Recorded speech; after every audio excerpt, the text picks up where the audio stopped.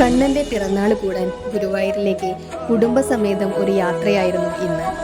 യാത്ര എന്ന് പറയുമ്പോൾ വെറും 8 കിലോമീറ്റർ മാത്രം വരുന്ന ഒരു യാത്രയാട്ടോ. ലക്ഷക്കണക്കിന് ജനങ്ങളായിരുന്നു നമ്മുടെ സ്വന്തം കണ്ണൻ്റെ പിറന്നാൾ കൂടാൻ എത്തിയിട്ടുള്ളത്. കൃഷ്ണവേഷങ്ങളും ഘോഷയാത്രയും എല്ലാമായി പിറന്നാൾ കേമാവുന്നുണ്ട് കേട്ടോ.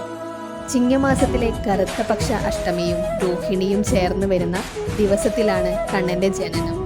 ദേവകളുടെയും മഹർഷിമാരുടെയും ആഗ്രഹപ്രകാരം മഹാവിഷ്ണു മനുഷ്യരൂപത്തിൽ ഭൂമിയിൽ അവതാരമെടുത്ത ദിവസമാണ് ഇന്ന്. ശ്രീകൃഷ്ണ ജയന്തി വളരെ മനോഹരമായി ആഘോഷിക്കാൻ ഗുരുവായൂർ ക്ഷേത്രം അതീവ സുന്ദരമായി അലങ്കരിച്ചിരിക്കുന്നു. ഗോപുരനടയിലെത്തിയപ്പോൾ ആ തിരക്കുകൾക്കിടയിൽ നിന്ന് കാലെത്തിച്ചു നോക്കിയപ്പോൾ കണ്ട കൃഷ്ണരൂപം അതീവ ചൈതന്യത്തോടെ തിളങ്ങി നിൽക്കുകയായിരുന്നു. കണ്ണനെ കൈകൂപ്പി തൊഴുതു അമ്പലം പ്രദക്ഷിണം വയ്ക്കാനായി നടന്നു. എവിടെ നോക്കുമ്പോഴും കൃഷ്ണവേഷം ധരിച്ച പിഞ്ചുമക്കളും വലിയവരെയും കാണായിരുന്നുള്ളൂ. കൃഷ്ണവേഷം ഒരു മിത്തല്ല, മറിച്ച് ഒരു സാധാരണ ആചാരമാണ്. നൂറ്റാണ്ടുകളായി ആവർത്തിച്ചു വരുന്ന ഒരു ആചാരം. കാലുവെക്കാൻ ഇടമില്ലാതെ പതിയെ ആ തിരക്കുകൾക്കിടയിലൂടെ സുന്ദരമായതും ഭക്തിസാന്ദ്രവുമായ കാഴ്ചകൾ കണ്ട് പതിയെ നടന്നു.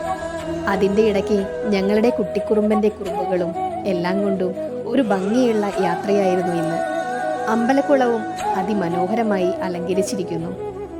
എന്നൊക്കെ ഗുരുവായൂരിൽ വരുന്നു അന്നൊക്കെ ഒരു മസാല ദോശയും പതിവുള്ളതാണ്.